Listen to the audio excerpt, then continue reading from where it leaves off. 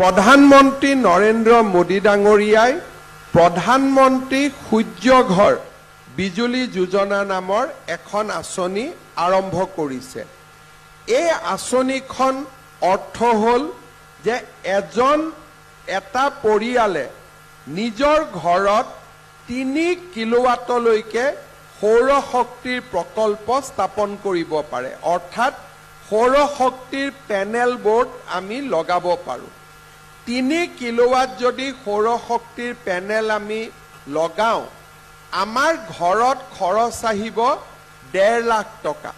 অৰ্থাৎ 1.5 লাখ টকা যদি আমি খৰচ কৰোঁ, আমি 3 কিলোৱাট সৌৰ শক্তি আহৰণ কৰিব পাৰিম। কিন্তু সাধাৰণ মানুহে 1.5 লাখ টকা ক'ৰ পৰা দিব? সেইকাৰণে কেন্দ্ৰীয় চৰকাৰ আৰু ৰাজ্য চৰকাৰে লগ লাগি 1.5 লাখ টকাৰ 1,30,000 টকা আমি চৰকাৰৰ পৰা ৰাজ সাহায্য হিচাপে পৰিয়ালটোক আমি তুলি দিম। অৰ্থাৎ মাত্ৰ 20,000 টকাহে পৰিয়ালটোৱে খৰচ কৰিব লাগিব আৰু 1,30,000 টকা ৰাজ্য আৰু কেন্দ্ৰীয় চৰকাৰে দিব। আমাৰ অসমত 170 ঘৰ পৰিয়ালে ইতিমধ্যে আমাৰ আঁচনিৰ জৰিয়তে এই পেনেল স্থাপন কৰিছে আৰু 2 লাখ ৰাইজে 2 লাখ ব্যক্তিয়ে এই পেনেল স্থাপন কৰাৰ বাবে আমাক আবেদন কৰিছে। অৰ্থাৎ আমি যেতিয়া 2 এদিনতে মই গুৱাহাটীত প্ৰেছ কনফাৰেন্স এখন কৰিও সেই পৰিয়ালসকলক মই মাতি তেওঁলোকৰ হতুৱাই তেওঁলোকৰ অভিজ্ঞতা বৰ্ণনা কৰাম। তেওঁলোকে আমাক জনোৱা মতে সৌৰ শক্তিৰ পেনেল লগোৱাৰ পিছত দিনতে কাপোৰ ধুৱে, দিনতে ফেন চলায়, দিনৰ ভাগত তেওঁলোকৰ বিদ্যুতৰ মিটাৰত এটকাও বিল নহয়। অকল ৰাতি তেওঁলোকৰ বিল হয় যেতিয়া সৌৰ শক্তি বা সূৰ্য অস্ত যায়।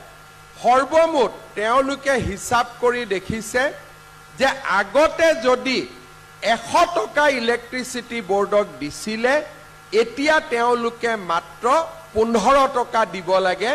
অৰ্থাৎ 85% ইলেক্ট্ৰিচিটিৰ খৰচ তেওঁলোকে পেনেল লগোৱাৰ পিছত দিবলগীয়া হোৱা নাই।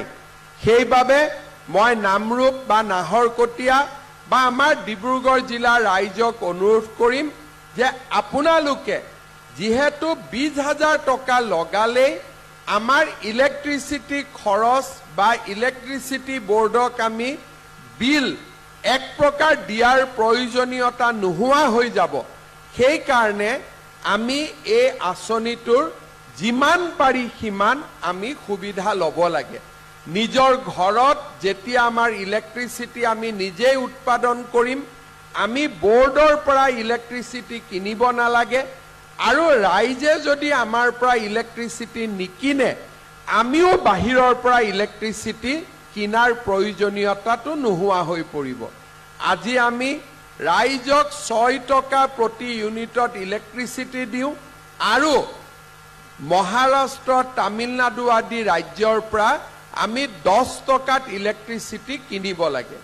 সূৰ্য যিহেতু সকলোকে সমানে পোহৰ দিয়ে, সূৰ্যৰ পৰা যদি আমি সৌৰ শক্তি উৎপাদন কৰিব পাৰোঁ, আমিও বাহিৰৰ পৰা ইলেক্ট্ৰিচিটি কিনিব নালাগে আৰু ৰাইজেও ইলেক্ট্ৰিচিটি বোৰ্ডক টকা দিয়াৰ প্ৰয়োজনীয়তাটো নোহোৱা হৈ পৰিব।